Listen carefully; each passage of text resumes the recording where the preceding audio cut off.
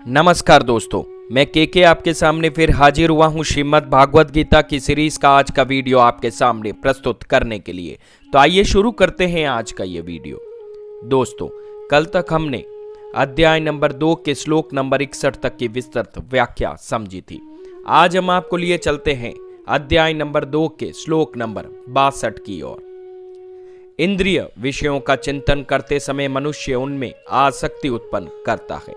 आसक्ति से कामना उत्पन्न होती है और कामना से क्रोध उत्पन्न होता है। आइए इसकी विस्तृत व्याख्या भी समझ लेते हैं। क्रोध, लोभ, वासना आदि को वैदिक शास्त्रों में मानस रोग या मन के रोग माना गया है। रामायण में कहा गया है, मानस रोग कछुका में गाय, हही सब केन लाखी बिरालिन पाए। हम सभी शरीर की बीमारियों से अवगत है। यहाँ तक कि एक भी शारीरिक बीमारी किसी के पूरे दिन को दुखी करने की शक्ति रखती है, लेकिन हमें यह एहसास नहीं होता कि हम लगातार कई मानसिक बीमारियों से पीड़ित हो रहे हैं। और चूंकि हम वासना, क्रोध, लोभ आदि को मानसिक रोगों के रूप में नहीं पहचानते हैं, इसलिए हम उन्हें ठीक करने का प्रयास भी नहीं करते। मनोविज्ञान मानव ज्ञान की एक शाखा है जो इन बीमारियों का विश्लेषण करने और उनके लिए समाधान प्रस्तावित करने का प्रयास करती रहती है।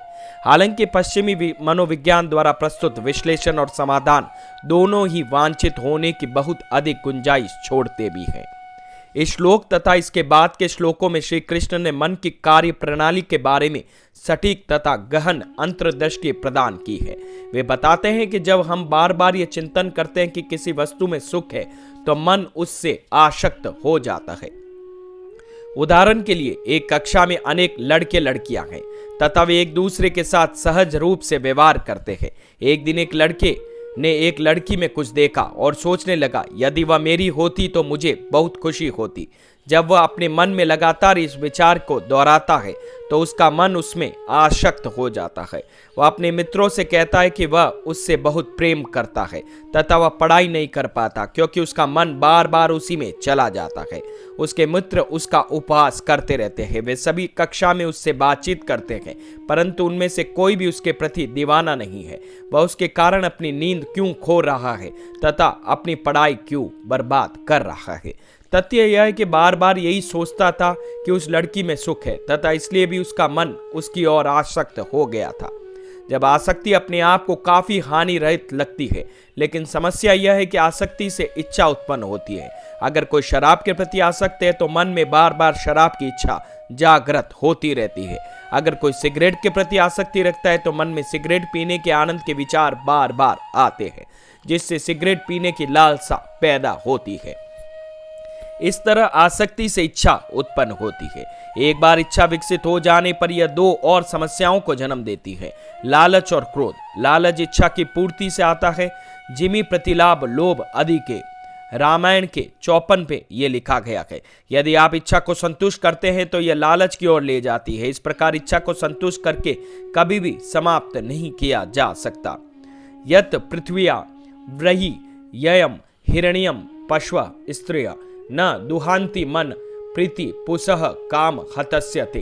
भागवतम के 9.19.13 में यह लिखा गया है। यानी इसका अर्थ है, यदि किसी व्यक्ति को संसार की सारी संपत्ति, विलासिता और विषय वस्तु मिल जाए तो उसकी इच्छाएं तृप्त नहीं होगी। इसलिए इसे दुख का कारण जानकर बुद्धिमान व्यक्ति को इच्छा का त्याग कर देना चाहिए। दूसरी ओर, यदि इच्छा की पूर्ति में बाधा उत्पन्न होती है तो क्या होता है? इससे क्रोध उत्पन्न होता है। ध्यान रखें कि क्रोध अपने आप उत्पन्न नहीं होता, यह इच्छा की बाधा से उत्पन्न होता है और इच्छा आसक्ति से उत्पन्न होती है, जबकि आसक्ति इंद्रिय विषयों के चिंतन से उत्पन्न होती है। इस प्रकार हम देखते हैं कि इंद्रिय विषयों के सुखों की चिंता का सरल कार्य किस प्रकार लोभ और क्रोध की दोहरी बीमारी को जन्म दे देता है। अगले श्लोक में श्री कृष्ण इस श्रृंखला को आगे बढ़ाते हैं और क्रोध के परिणामों की व्याख्या करते हैं। तो दोस्तों, कैसा लगा आज का ये वीडियो? अगर मेरी ये गीता उपदेश की सीरीज आप लोगों को पसंद आ रही है तो प्लीज हमें कमेंट सेक्शन में जरूर बताइएगा। और हाँ, हमारे ये चैनल के सब जानता है आपको कैसा लगता है, हमें प्लीज लाइक, शेयर और सब्सक्राइब करना ना भूलें। धन्यवाद।